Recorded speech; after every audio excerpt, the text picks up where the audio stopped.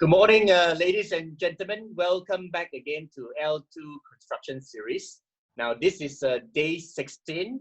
I would like to thank the audience again for your continued support, which encourages to continue until this day.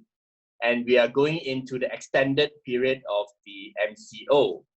Now, whilst we are being quarantined at home, we should continue to be progressive, and we continue to learn from each other in the industry, keep ourselves updated, and so that we get ourselves prepared when the MCO is lifted, we are ever ready to start work again at the optimum level. Now, today's topic is navigating through the COVID-19 crisis, a developer's perspective. We are so lucky today to have Ms.Khor Tze Ming, who is the Group Executive Director of Hunza Properties Group in Penang. Now, what we are going to talk about today is purely from the developer's perspective and how are they going to deal with the crisis that we are facing at the moment. I'm sure Ms. Khor, who has a lot of experience and in a position to see many things that ordinary people that like us don't get to see, and we can actually have more insights into their minds, the minds of the developer. Now, without further ado, I will pass the mic to Ms.Khor Tze Ming to perhaps, give a brief introduction about herself and what her company is doing before we move on to the Q&A session. Tze Ming, over to you. Hi, good morning, ladies and gentlemen. First of all, I would like to thank Loon and also Hong Kit for giving me the opportunity to share with you this morning. Yes, I'm Tze Ming from Hunza Properties. We are based in Penang. Maybe a bit of introduction about our company first, Hunza Properties. So next slide, please. So the company is actually 42 years. Our founder has built the company for the past 42 years, but we are mainly based in Penang. Although we had a project in KL many years ago in Mutiara Seperti, but now we are mainly based in Penang. Some of the projects that you guys may be familiar with is Geni Paragon Mall and residential. It is a mixed development project. So we are the developer and also the mall manager. Alila, the Alila 2 residential project, Infinity as well in Tanjung Bunga. Next, please. So next, in our pipeline, we also have PICC, which is the Penang International Commercial City. It's a very big project located in Bayang Baru, 43-acre mixed development, so very close to the airport and the 2 beaches. So these are some of the projects that you guys may be familiar with. As for myself, I was originally trained as a lawyer, but I have ceased practice many years ago. So with the knowledge gain now that I'm in the property, indeed I'm enjoying and appreciate the people that I'm working with. Thanks again, Loon. I'm glad to be here to join the L2 series. Back to you. Thanks, Tze Ming. Really, I think it's really heartwarming to be able to be on the same platform, but now the position is very much different, no longer a friend. I'm your interviewer today, and I would not be holding back on the questions. It could be difficult, it could be easy, but I'm sure you will be able to handle these questions by yourself. Now, the lighter one first. As we all know, we are actually going through MCO period at the moment. Everybody is being quarantined. Business almost come to a halt, including the construction industry. Now, apart from critical works, which the government agreed for them to be continued, and there is also a new list which came out 2 days ago, which allowed certain construction works like tunneling works and all that to be continued. But practically, the construction scene has always almost come to a virtual halt. Now, in such a situation, from a developer's point of view, what are the immediate challenges that are being managed by the developers at this point in time? Okay, thanks. I think really we are in an unprecedented phase, not just in Malaysia. The whole world is experiencing it now. The industry is in a standstill. Fortunately, with the government's announcement, certain constructions, like you rightly pointed out, are allowed to start work through submission to MITI yesterday. But I think we also understand that many people have faced high traffic on the website. But generally, I think it's a good start. As long as we observe the right measures and under a safe condition, work should commence in stages. Generally, when works are being stopped after a continuous process, there are bound to be complications. It has been 4 weeks since MCO has been announced, and it will be another 2 more weeks before we are allowed to return. Now, safety and health is the most important with the pandemic happening now, and possibly, being even dragged on before the vaccine is out. Not just site safety, but workers' hygiene and health as well. There are a lot of catching up works that we have to do after the sites are open. And as for developers, most of us need to address our financials during this time. As we know, certain committed expenses continue to run their course even though the operations are halted. Things like materials on site and workers, these are resources currently being held but without ongoing productivity. I mean, so we have to go back to our financial sheet really to reanalyze each item and then work out solutions through accordingly. Property development involves more than 100 business chain in the economy, and any movements will cause instability in the chain, and the movements have already started. So it's important that I think now all stakeholders, especially now we are slowly resuming works, consultants, contractors, suppliers, we must all keep active communication. We must all work hand in hand, find solutions, and do all we can to protect this industry. I mean, certainly we also welcome any form of assistance from the government or the ministry, right? So I mean, nonetheless, every cloud has a silver lining. We must stay positive, pool our resources and minds together, think and re-strategize. Very importantly, keep ourselves safe as we enter into the new normal. Wai Long, thank you. I see. Thank you for your answer. Now, as you know that at this point in time, it's very difficult for developers and also other related industries. Only a few industries actually thrive at this difficult moment now, and construction is definitely not one of them, unfortunately. And you really need a strong will in order to navigate through this crisis and survive. And hopefully, one day you will be able to see rainbow after this storm. Now, the thing is that definitely you will be not only encountering a lot of challenges, there will be more difficulties in terms of cash flow and the sale of properties as well. Now, these are only the tip of the iceberg. Nobody actually knows what is going to happen when the MCO is lifted. Already, at this point in time, we are already feeling the pinch. But what are the things or the problems or the snags that you're expecting to encounter as a developer after the MCO is lifted? Well, I think, yeah, you rightly pointed. I mean, this downtime is really affecting everybody. One of the biggest challenges is to regain the momentum upon reopening. For example, supply chain post-MCO, as everyone scrambles to start work, and there will be many unforeseen circumstances. For example, fluctuation in material prices, shortage in workers, delay in construction works. So, I mean, even if developers were allowed to start work, we need to take care also the personnel management on site, such as social distancing. It will be important, but equally challenging post MCO. Site situation is a big responsibility. The government have already mentioned they will retract approval to work if the health and safety SOPs are not adhered to. So this is another challenge.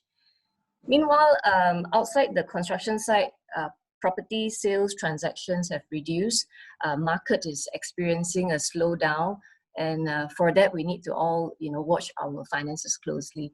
Developers must use our best endeavor really to protect our financial cash flow and ensuring completion of the projects. Whether resorting to bank financing is a possible solution, we should all continue to explore. And of course, it is our hope that extension of time be given by the ministry for developers to help us complete the ongoing projects. Well, but so far I've not heard anything. However, it's advisable that all plannings and operation works must spare an alternative or contingencies plan few steps ahead. Okay, so I mean, while at this time we know that clear and transparent communication is very important, we must all find collective solutions among parties involved.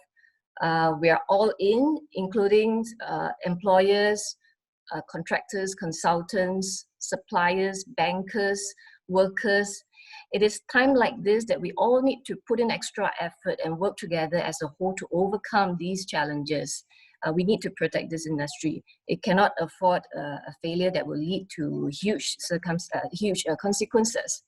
So in addition to that, with COVID-19, also we need to adhere to all health and safety measures, right? So for us in Hunza, we have started our health and safety measures for our personnel even before the MCO started. For example, inside, we are actually doing daily checks on temperatures on workers, social distancing, hygiene briefing, hand sanitizing, things like that. We also have an emergency response action team ready at each of our facility. So the health and safety measures are implemented in all sites, including sales galleries, offices, and our shopping mall, Gani Paragon Mall. So, I mean, even though we are all locked down at home, it is important that we are doing the proper planning and continue the communication. Of course, nowadays we are using all the technological tools. We are keeping ourselves ready because as and when the MCO is lifted, we can gain back the momentum and get back to work as soon as possible. Thank you. Thank you, Tze Ming. In this new normal you call, there are things bound to be changed. We can no longer do things the old way. Take conveyancing process, for example. It is still a process in a conventional manner, which includes actual paperwork. From a developer's point of view, well, what do you think about this and how should it be done in the new normal? Okay, as far as conveyancing process is concerned, I mean, in the past weeks, we have seen the spike in the use of IT and technology, working from home. We're all relying on computers, right? So, I mean, generally, we are faced with an unprecedented event and the economy is practically on a standstill. So, I think we should be open to different working methods that are most efficient, effective, while not losing its legitimacy.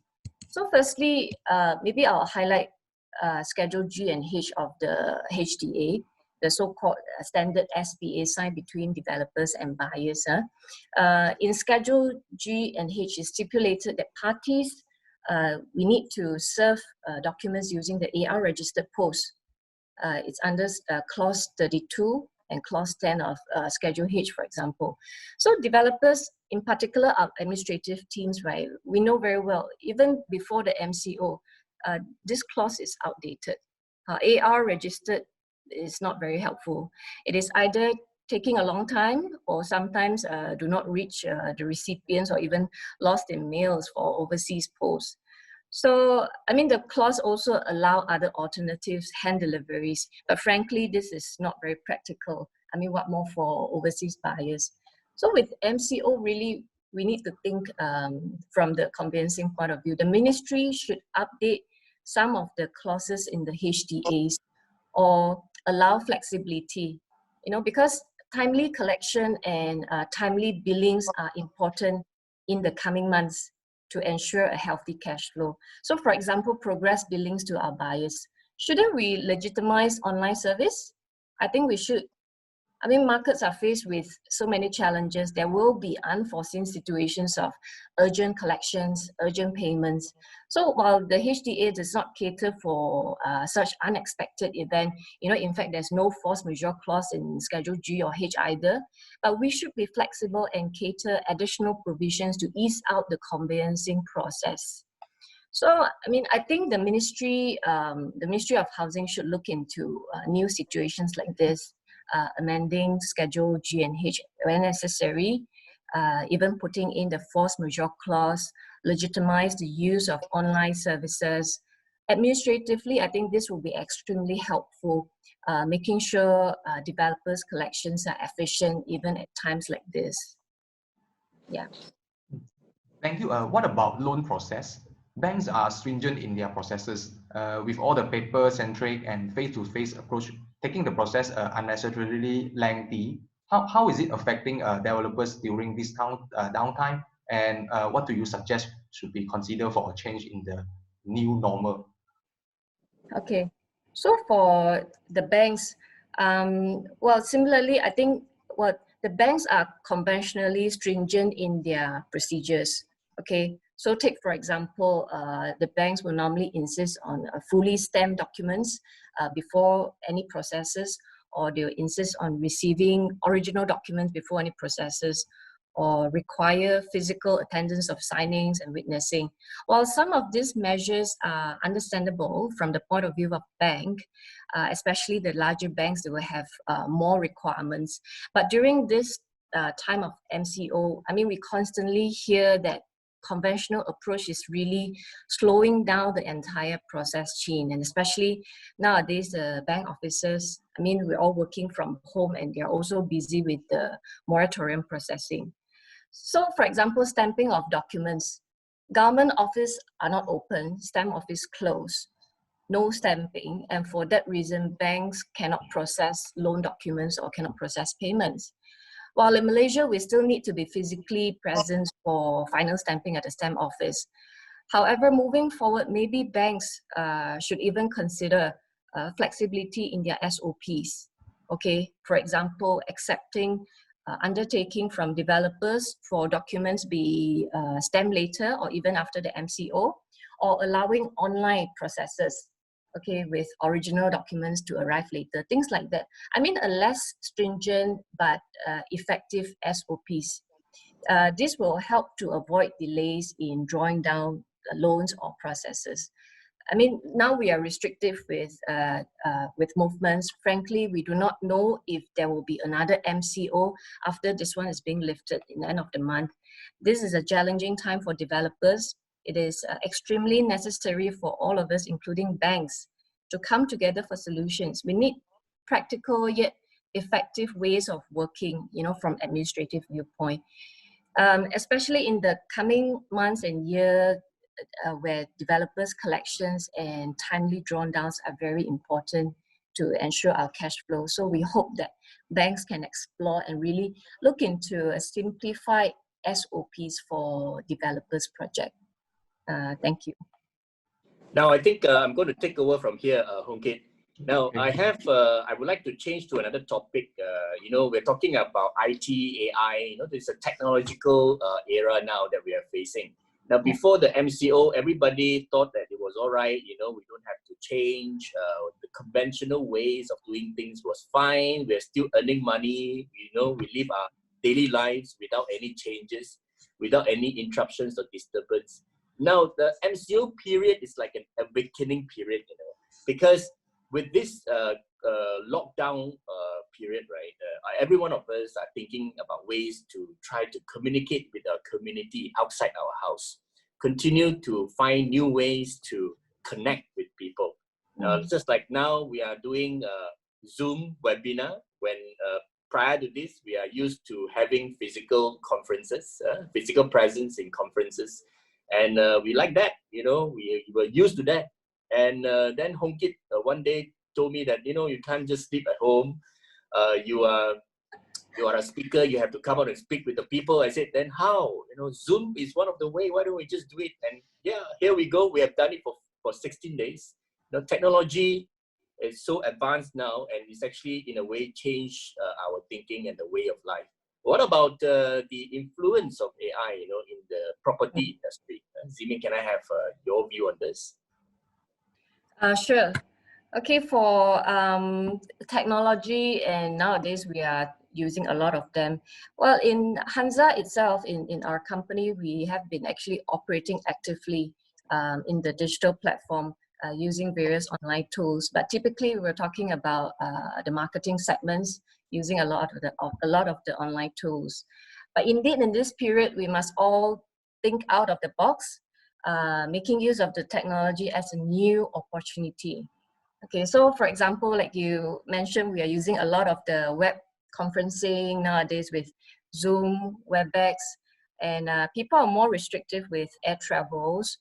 More meetings are preferred to be conducted online, actually. So, I mean, in our company, I'm very fortunate because we've invested in a web conferencing facilities earlier this year to allow online meetings with our consultants, business partners, even colleagues. For example, our CCM, suppliers meetings, and other types of meetings. People no longer want to risk face-to-face meeting, especially in the next few months. We want to have a good social distancing. So as this technology comes in very handy now, we also foresee this will help to reduce some of the administrative costs, traveling costs in the coming months. So of course, with the use of IT, it's advisable that we have a good foundation or IT infrastructure that is safe, that is secured, and well equipped to support this new technology in our daily works. Yeah. Thanks, Yeah, Loon. talking about sales and marketing now, all of us are potential buyers here. Even we bought houses and we will be interested some point in time, or perhaps after the MCO, just to find that there are any good properties at good prices to buy. Sales and marketing is going to be an issue, but at the same time, we are restricted by the COVID-19 issue that there must be social distancing. No, in that kind of a situation, how are you as developers going to reach out to your potential buyers without meeting physically? And how are you going to deal with the management of the sales and marketing procedure that you used to prior to this COVID-19? Okay. Well, there are many ways actually, Wailong. For sales and marketing, I mean, now with technological tools and all that, actually many developers are exploring using different IT platforms. For example, VR technology, so the virtual showroom. So you wear a glass and immediately you see and experience your future home. So this is something that people have been talking, and all in a sudden, many developers are looking to invest. But I mean, however, this is important that we also want to ensure the quality, because as you invest in the infrastructure, what we see in VR is what is expected from the customers. Okay, so construction quality must match. So otherwise, it is equal to a waste in your investment. But I mean, we still have sales gallery. The physical building is still there. So our opinion is that interested buyers will still return to visit the gallery after the MCO is lifted. After all, property purchase is hundreds and thousands in value. People will return to visit, but maybe through a different arrangement, making appointments, and generally people are more careful, right? So staff will return to work. Just like before the lockdown, for us, we will continue to enforce a social distancing, as well as health and safety measures for our staff and for the visitors. For example, masks, sanitizing, even perhaps managing the number of visitors entering the gallery. Okay, so this is to ensure good safety and good level of comfort among the buyers and the sales staff for them to serve better. Thank you. Tze Ming, as one of the renowned developers, I'm sure the audience is interested to know what is your outlook on Malaysian property industry. Tell us what you understand of the current market sentiment, what you are expecting ahead of the recovery period. Looking at the property sectors, I mean, we are reading various news. The outlook seems to be gloomy or somewhat negative.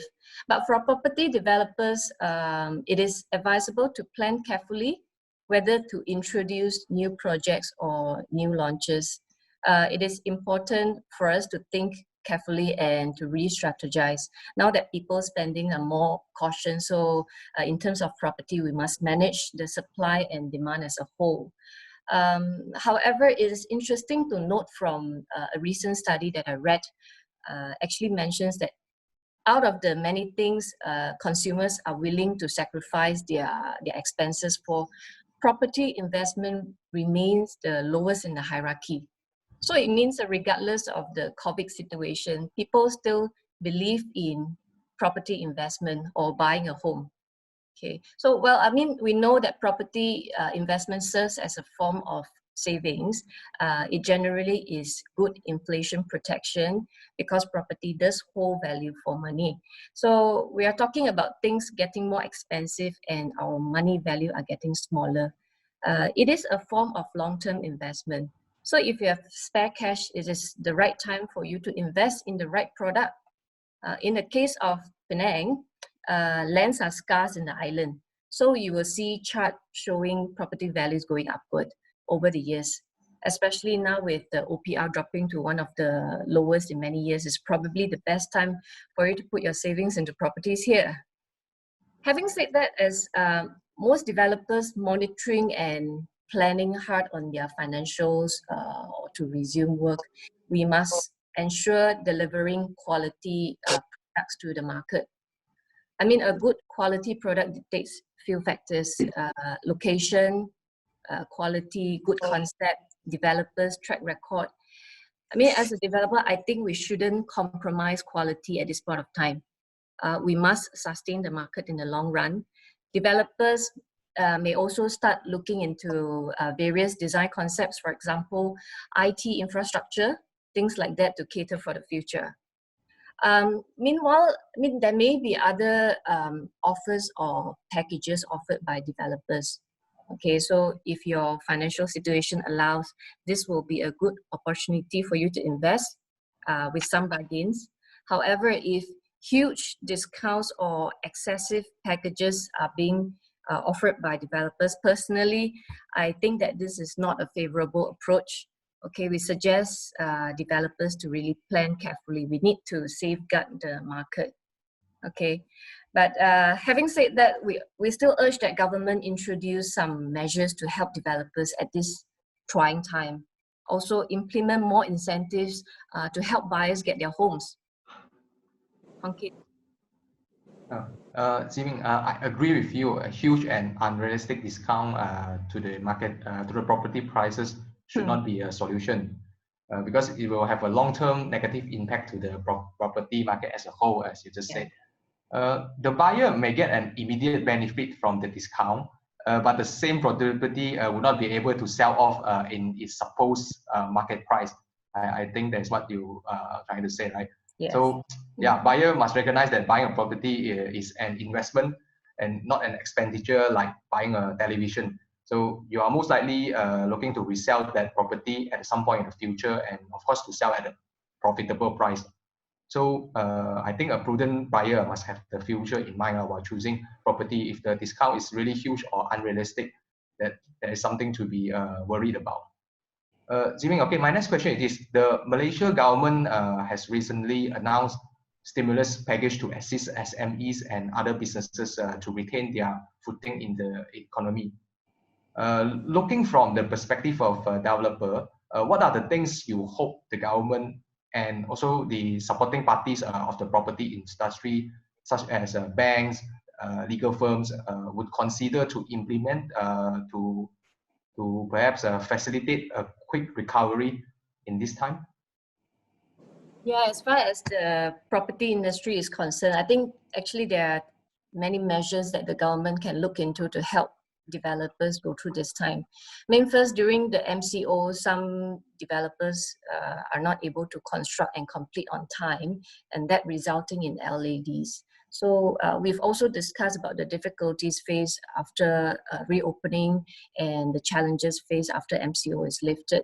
So it'd be great if government can look into allowing extension of time for completion. And apart from that, authority or government can help by reducing certain contribution charges to be paid by developers. And for home buyers, they can implement measures to encourage home buyers owning a property. For example, reintroduce the much successful HOC campaign, or relook into reversing the RPGT structure or the interest-bearing scheme. I mean, all this will help to boost the market. As for banks, on the other hand, they can consider relaxing their lending conditions and approval process. They can also consider lengthening the loan tenure, okay, so that repayment can be stretched further and to help to ease out buyers. On the HDAs, as we've suggested earlier, Ministry can look into Schedule G and H, considering amendments to the relevant sections to legalize online service, to include force majeure clause. This, of course, will need input from the Bar Council, I mean, to work with the Ministry for a good drafting. Well, these are items in our wish list. I believe if all stakeholders do come together to the table, and including Reda, FIAPSI, we can get our voices heard by the government and possibly get to the goals. Thank you, Tze Ming, for really sharing with us your point of view from a developer's point of perspective. Now, we have actually come to the end of the session. 30 minutes is just nice for the questions that we have asked of you. I'm sure the audience have even more questions to ask after hearing you. It's so interesting and it's so insightful. You have given so many tips and to us, and also saying that maybe if the financial position allows, we should invest at this point in time on good properties. Now, before we end the session, Tze Ming, do you have any closing remarks for our audience? Well, I mean, today's sharing is purely my own view and it doesn't represent anybody. While we are waiting for this pandemic to end, I think the message I want to send is that we must all keep our spirit positive. We must stay positive in this battle, and the industry will get over this together. There is always an end to any scientific problem, including this pandemic. So stay healthy is the key now. With the new normal, the pandemic has definitely changed the way the world operates. We must continue to think out of the box. It's not going to be easy, but always have a contingency plan. With the world getting smaller, with internet connecting all of us in the world, adopt the tools that works best for you, for your team, for you to reach your goal.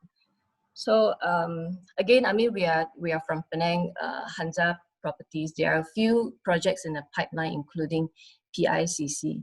It is property, it is bricks that we are talking about. It is a long-term investment and a form of necessity to people. We all need shelters over our head. So I believe all of us will fight this together, and we must work hand in hand to overcome this. It will rebound, have faith. Okay, well, that's the end of my sharing today as well. I hope it is useful. Thank you. Over to you, Wai Loong and Hong Kit. Thank you, Tze Ming. Thanks for taking your precious time to be with us here this morning. It's been very interesting sharing and insightful. Looking that we have more than 400 audience staying with us from the start to the end. And this is a sign that the sharing is really useful for everyone. So as shared by Tze Ming, despite the outlook, general outlook seems rather uncertain for the Malaysian property industry. And most experts that I read that even they expect soft market conditions to continue into 2020. However, with the right policies in place and some progressive changes, such as procedural reformation and digital transformation, will surely do good for the Malaysia property industry. Also, just as Tze Ming has reminded us, we must stay positive in this difficult period. Yes. And to defeat COVID-19 together, it is really essential to remain positive. So tomorrow, we will go back to an ADR topic, mediation. In the anticipation of all these upcoming disputes arising from COVID-19 and MCO, our previous speakers, such as Sui Im and other guests, have urged us to ditch the claiming mentality and explore the possibility of amicable settlement. However, it's not always easy for disputing parties to reach a settlement, especially relationship has turned sour. So in this situation, mediation will be useful. But what is mediation? Is it expensive? Where do we go for mediation? Do you need to be represented? There are really many questions. We are very lucky to have not one but two very experienced mediators to agree to come on board tomorrow. They are Shanti from Shanti Abraham and Associates and Mr. Lee Kok Eng from Singapore. They will be sharing with us on the topic of mediation for construction industry. Make sure you don't miss this session tomorrow. Okay, and stay tuned. As you can see, we are working very hard to bring more interesting sessions to you during this MCO. Please continue to support us. Thank you and see you tomorrow. Thank you, Tze Ming. Thank you, Loon. Thank you, Hong Kee. Thank you, Tze Ming. And thank you to all our audience and supporters as well. Of course. Stay home and stay safe and stay sane. Thank you. And stay positive. Thank you. Thank you.